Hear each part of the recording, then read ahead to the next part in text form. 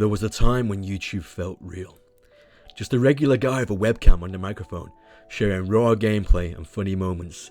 Every time you went to a channel, it had this weird sense of community. It felt a little bit like home. But somewhere along the way, something changed.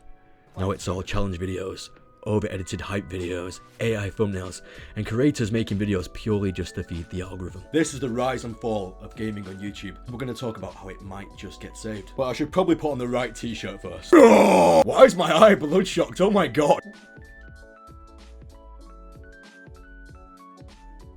Before YouTube became the world's second biggest search engine, it was a place to hang out, especially if you were into games.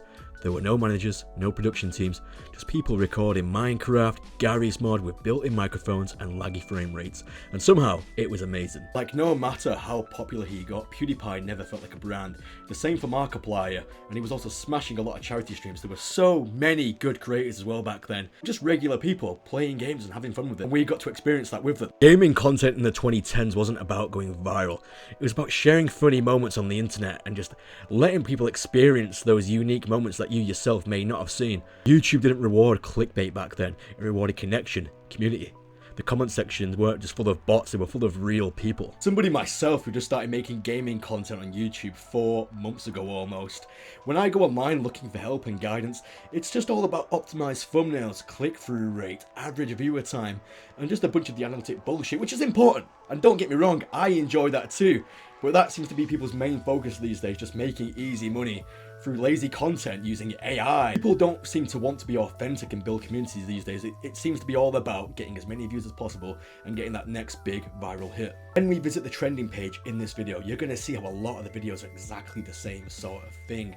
It's very hard to find a personality on YouTube these days. The communities like PewDiePie, Markiplier, Captain Sparkles, Yogscast, Achievement Hunter, all these guys, you won't find channels like that anymore. But I'm not saying they don't exist, and we'll talk about that later on. See, originally there wasn't that much money on YouTube. Don't get me wrong, a lot of people back in the day did very well, but it was nowhere near as mainstream as it is now. Back then, for a YouTuber to go on TV, for example, was almost unheard of, until you had the likes of Caseoh and the Paul brothers, who really, in my opinion, kind of catapulted YouTube a little bit. Don't get me wrong, that era was not perfect by any means, but still, it felt so much better than it does today. Today, YouTube is a machine, and if you want to survive, you've got to play by its rules. Titles aren't written to be fun, they're written for click-through rate. Thumbnails aren't designed, they're engineered. Every video is a product, and every creator is a salesman. We've gone from making iconic Minecraft Let's Plays to Mr. Beast style Minecraft challenges. And don't get me wrong, by the way, you cannot say Mr. Beast videos aren't impressive, because they are. They're very fucking cool. The problem is, when somebody gets popular on YouTube, the rest of the people try to mimic it, and that unfortunately is what has happened. That's why people call it the Mr. Beastification or some shit like that on YouTube. Everyone's trying to be like Mr. Beast now. If we quickly head over to the trending page, I promise you, most of the videos we find are going to be heavily over-edited. They don't really focus on the gameplay, they focus more on the production, and they certainly don't focus on the creator's personality anymore. Here we are on a fresh YouTube trending page. I'm not signed in right now, I'm in private mode, just so anything that I've watched won't influence what I'm being shown. This is a fresh page, as if you were a brand new person coming to find gaming videos on YouTube. Right off the bat, I can see two channels that look exactly the same. They have two completely different creators making essentially the exact same video. Let's click on this, and let's see how over-edited and overhyped it is. Alright guys, today we have good news and we also have bad news. The good news is Gorgon just updated and they added these new exotic Kitsune chests. Woo! Let's go! But You see what I mean? Everything's really over the top, like, oh my god, look, there's so much shit going on. But this other guy's video, let's see how his is different. Behind me is the brand new Tranquil Bloom. And this seed is currently the rarest seed. The editing is almost exactly the same. They even use the same sound effects. Massive. Now, I'm not giving these guys hate, by the way, but this is the general format of YouTube these days. The camera is very rarely still. It's always a zoom into the game, a zoom into the creator's face, sound effects, meme effects. What they're trying to do is capture the attention of children. And don't get me wrong, this is not a new thing. This was the same back in the day. Even in my videos, I use zoom-ins and stuff like that. But not every 2 seconds. And again, don't get me wrong, I'm not saying it's not good. Like, these videos are obviously good and they're very well put together.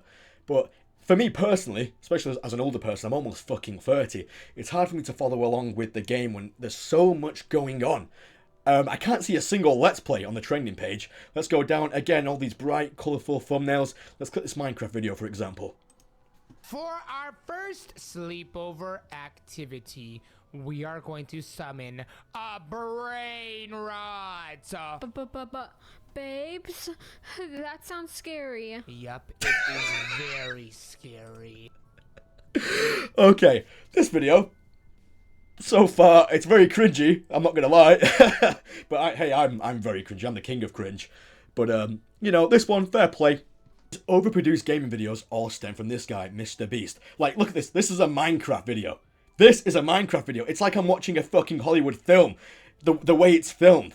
And this is essentially what everyone's trying to get to. But obviously, people don't have the same resources as Mr. Beast does. So it's very hard to mimic his videos, to be fair, unless you're already very good at editing. But for me, like, it looks cool, don't get me wrong. And for Mr. Beast, this works very well, but I don't want every channel on YouTube to be like this. Also, just want to clarify, I have no personal issues with anyone shown in this video. In fact, apart from Mr. Beast and the one Fortnite guy, I've never seen any of those guys before anyway, so, you know, I don't hate them. I just want to throw that out there. And although it may seem that that's just the way YouTube is right now, and the golden old days are gone, I don't believe that's true, and I do think they will make a comeback. One thing that does make me kind of sad is it feels like YouTube gaming doesn't really have a face anymore.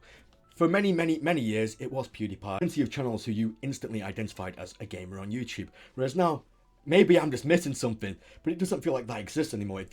Like we just shown, if you go onto YouTube, there's no standout personality anymore. There is no one guy who kind of represents us. Sad to see, and I really do hope another community-driven big channel comes along on YouTube. Because don't get me wrong, they are out there, but they're just not being pushed in the algorithm. And most channels like that these days just tend to live stream instead.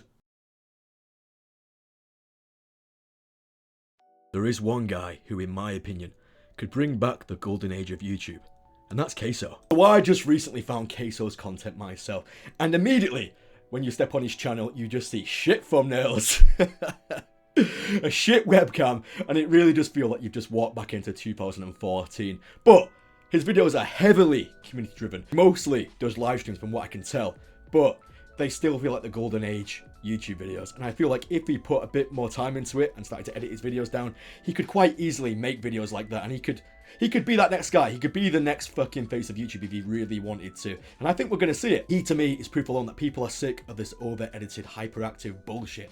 They just want to see someone with a bit of humor playing a game. And Caseoh, he's delivering. He's that guy. I do think he's only going to get bigger, bigger, and bigger. Not physically, like, just, you know, as a numbers-wise, not in his...